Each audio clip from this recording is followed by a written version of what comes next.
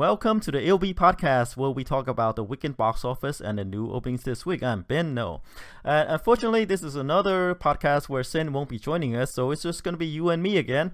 So let's get down to it. Last weekend, we have the three or four wide releases, with the exception of My Cousin Rachel, which is open in a little bit over 500 theaters.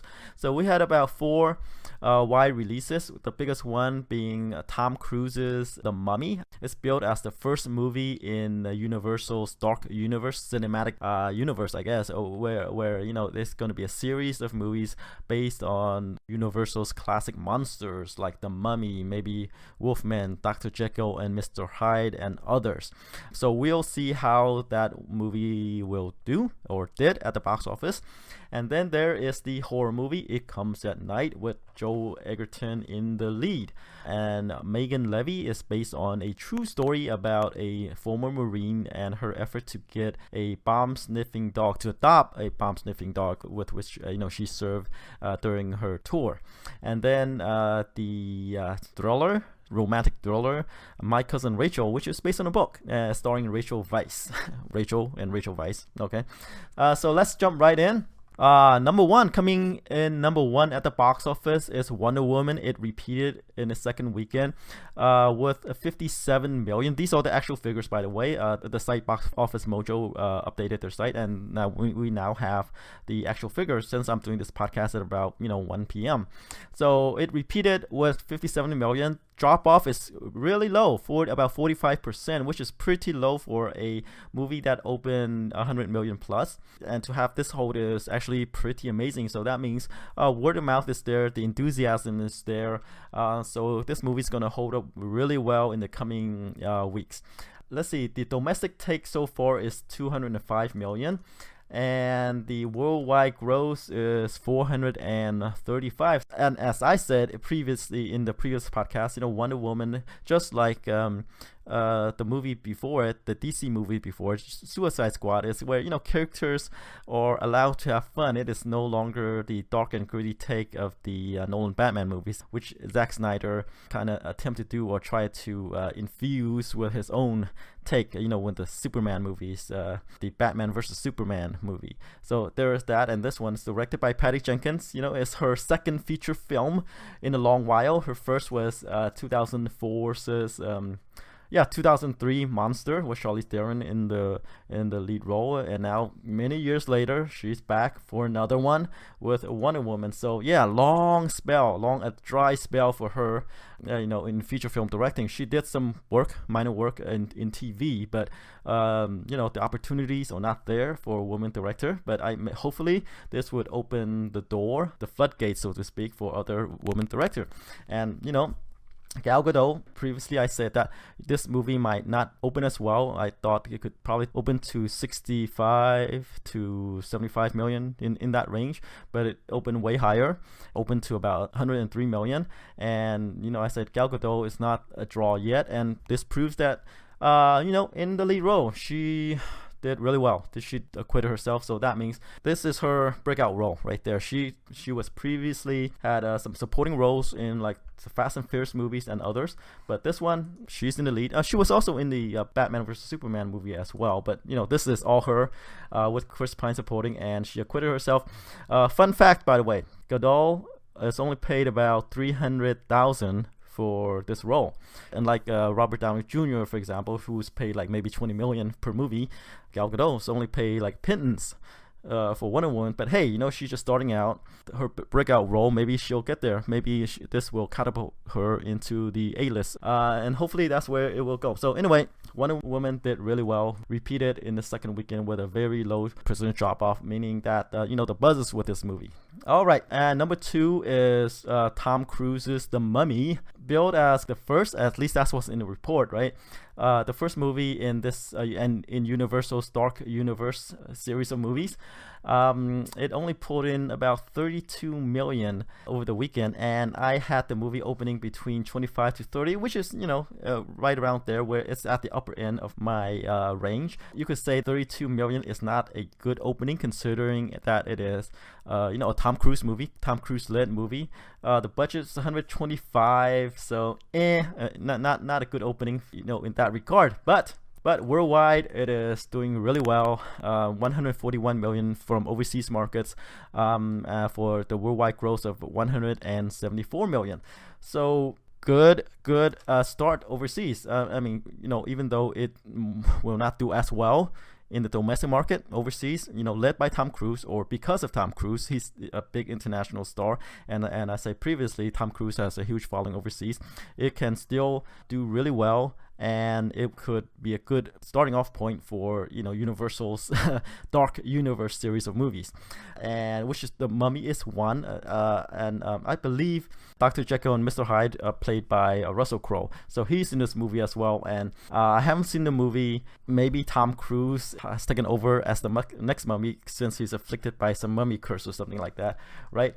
So there's that. It didn't do well here. It didn't open well here, because the movie only has a 17% on Rotten Tomatoes, a B- cinema score, which is pretty average. Audience, they're not high on this movie, so expect the drop off to be huge in the second weekend, since the reviews are not there for it, and because there are higher profile movies coming out this week as well. So competition is fierce. So if you don't open well during the summer months, you're not gonna be able to perform. But hey, the overseas market saved this movie, so that means it's gonna be a good enough for Universal's Dark Cinematic Universe. We don't know which movie monster is coming up next.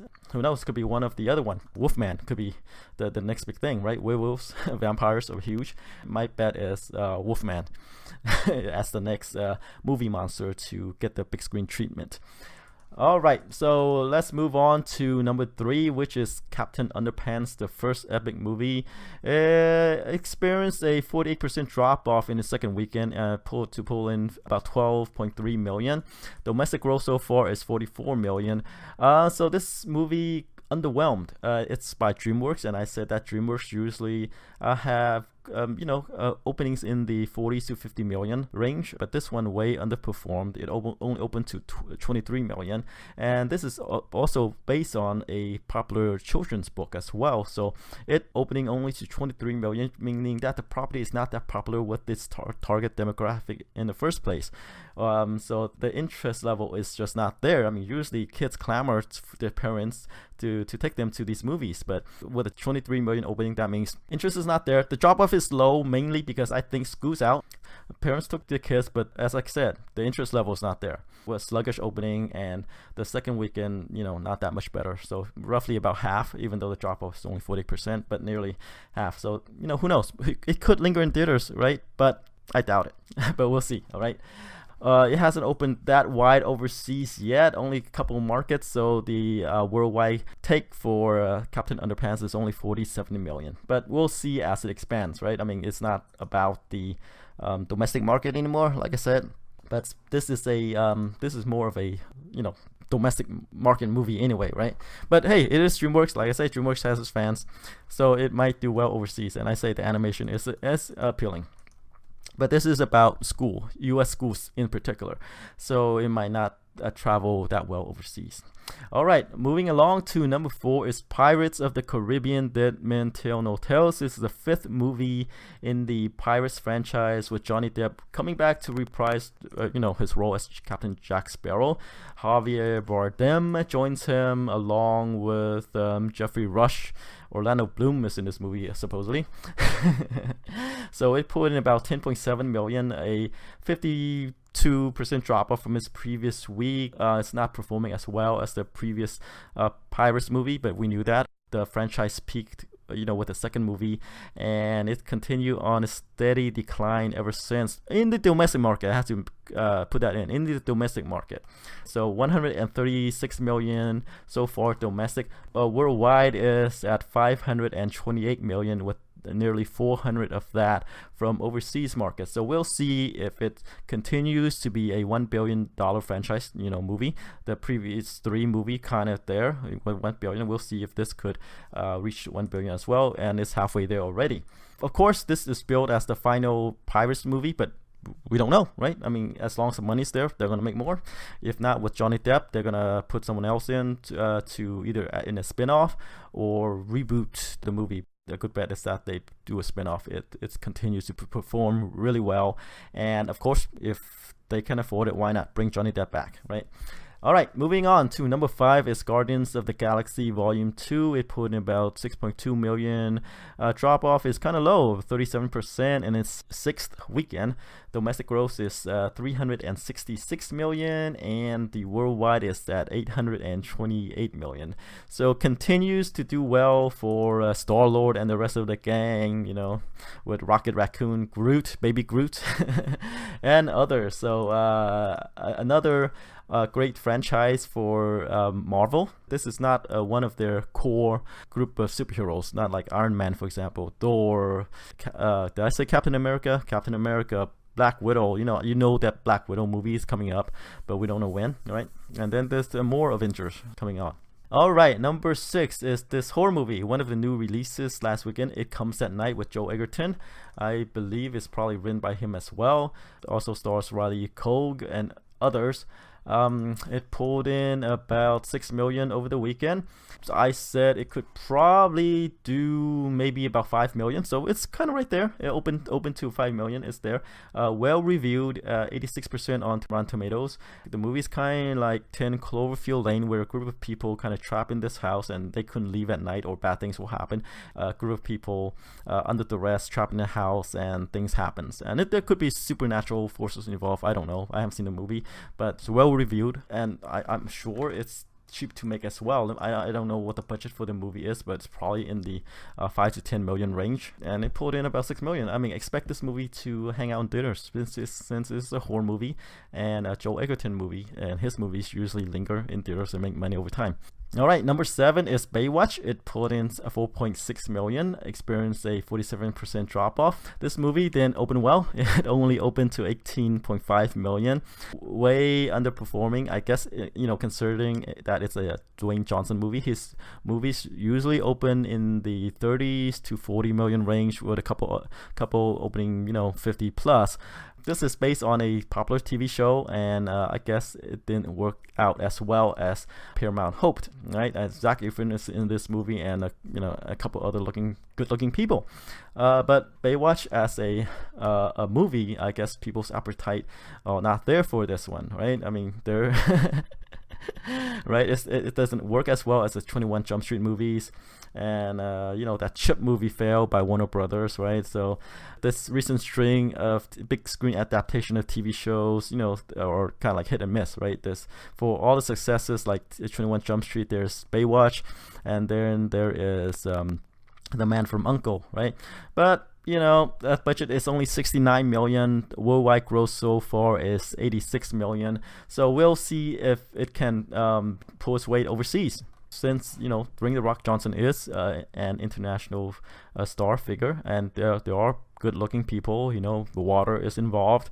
I suspect this will do well overseas, probably better than the domestic market, but I don't know right now. The domestic gross is far outstrip, it's about 59% of the total worldwide gross of 86 million. So we just have to see how it performs in some of the major markets. But so far, it's looking like it's doing okay, just okay, not great. Just okay. So maybe people's appetite for Baywatch overseas is not that great as well. But hey, the budget is only 69 million. If they don't make a profit, theatrically, they're gonna do well on home video. And this looks like like this Baywatch movie is a perfect home video movie. Okay, moving along to number 8 is one of the newer release last week is Megan Leavey.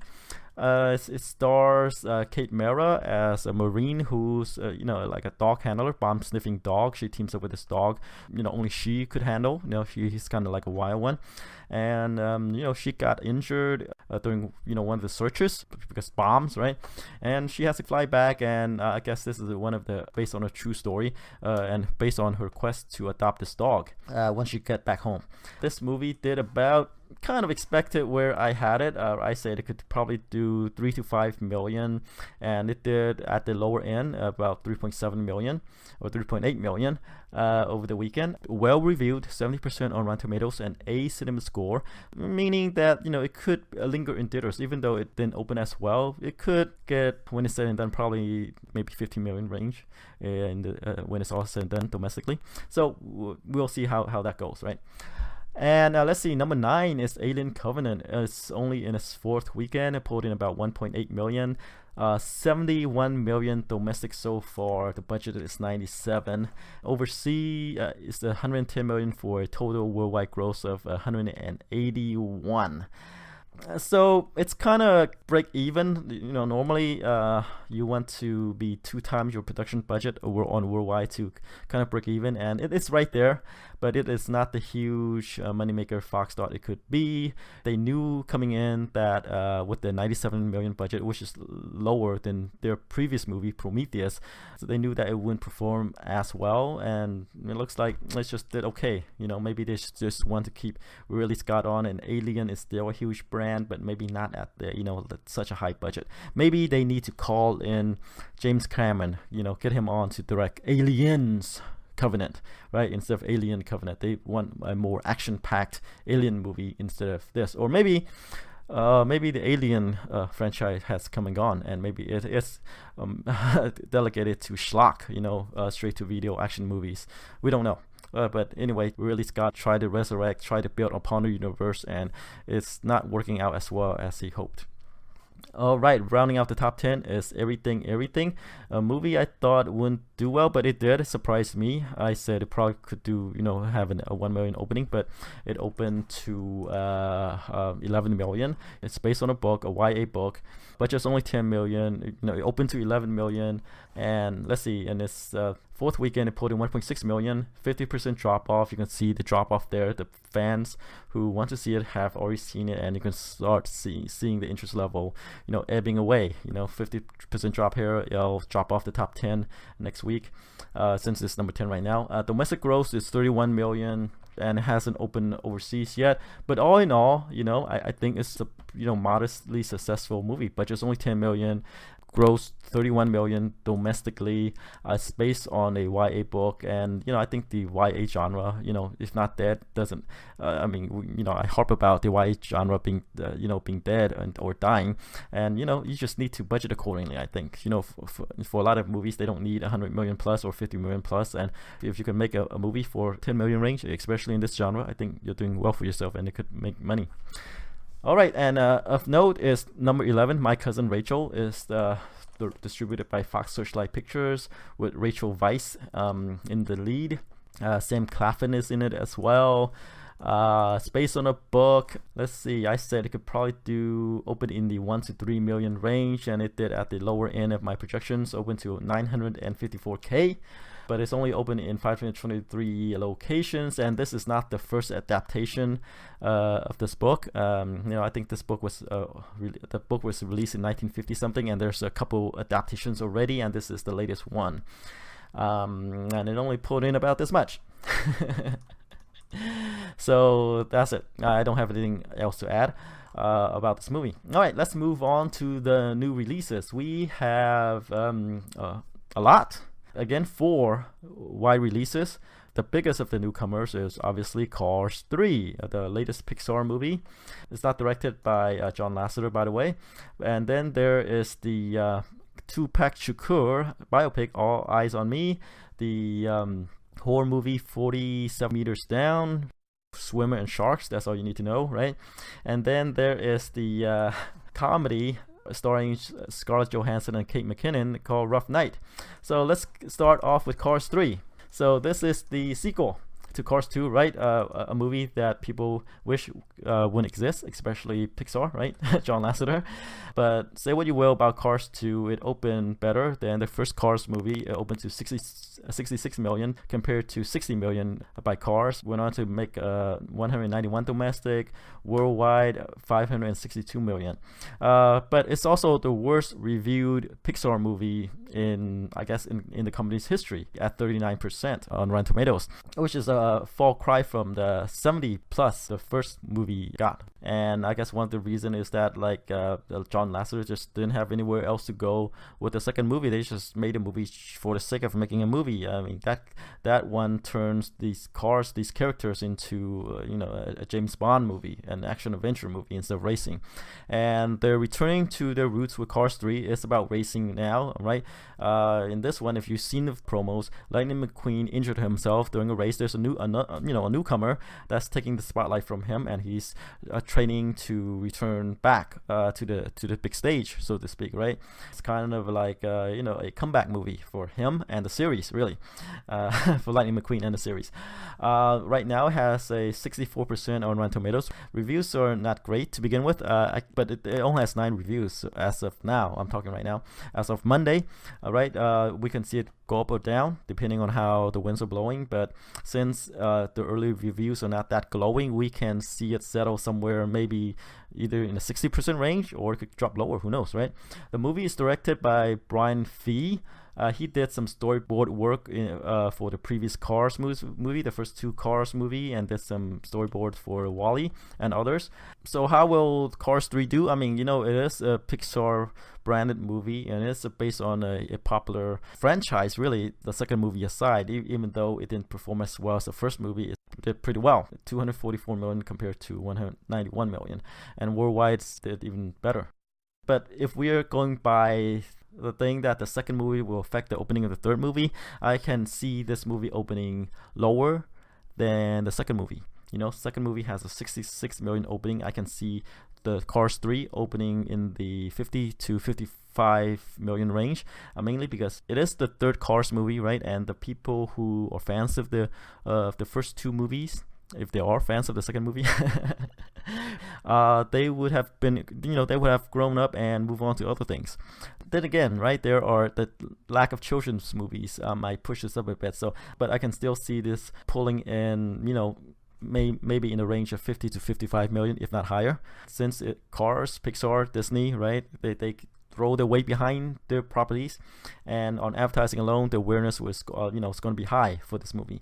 But my conservative estimate for Cars 3 is 50 to 55 million, mainly because the second movie, people's opinion of that weren't real high, and that would affect the third movie's opening. And the reviews, it looks like it's going to be not as good as the first movie as well. Who knows, right? But this is the series getting back on track, so to speak, for the franchise. No more espionage, spy, action adventure. This is racing.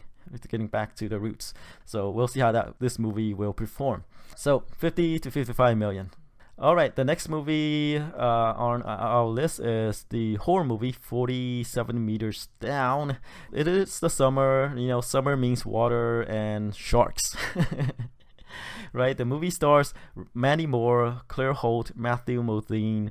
It's kind of like last year's The Shallows, right, with Blake Lively. That movie opened to 16 million and went on to make 55 million domestic. But this one stars Mandy Moore, who's a singer, by the way, She has a couple movies previously, but she's not as well known as Blake Lively. Reviews so far right now is 60% on Rotten Tomatoes, with only 5 reviews though, so it has a huge variance there.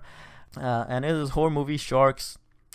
I can see this doing somewhere in the 10 to 15 million range because, sharks, summer, water, horror movies, kind of play well in the summer. It's not a straight horror movie, but this is sharks, and people might want to look for something different besides all the superhero movies, the romances. They might want sharks. So 10 to 15 million for 47 Meters Down. Next up is All Eyez on Me. It's a Tupac Shakur biopic. It's kind of like 1999's Notorious, right? And then the Straight Outta Compton about the NWA, which Ice-T, or no, not Ice-T, Ice Cube belonged to, right? These rap groups who are very influential. Tupac, coming from California, his life is cut short because, someone shot him. Notorious, 1999's Notorious had a 20 million opening, which went on to have a domestic take of 36 million, 44 million worldwide.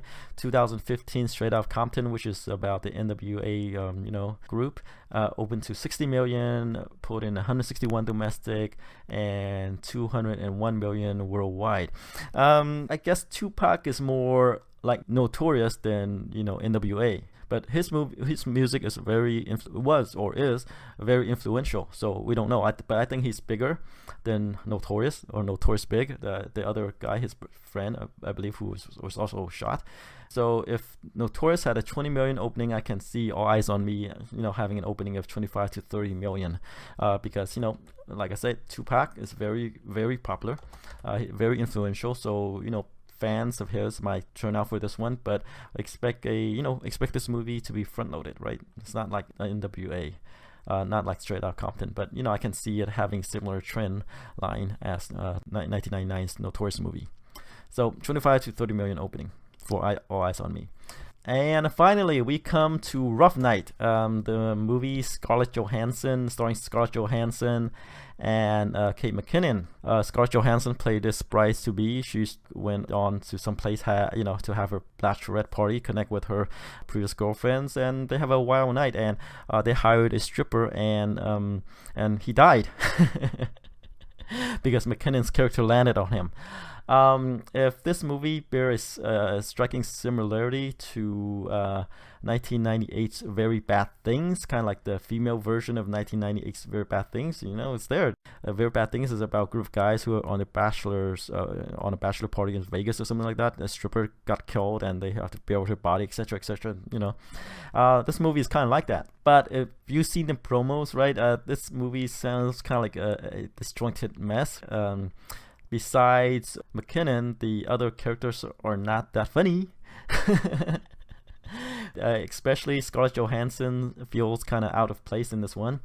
And of course, Johansson would know about Rough Night when she discovered Ghost in the Shell's opening here and overseas. Rough Night indeed. So for this movie, I feel that it could, interest level is not high. Characters are not, I guess, at least in this movie, that appealing.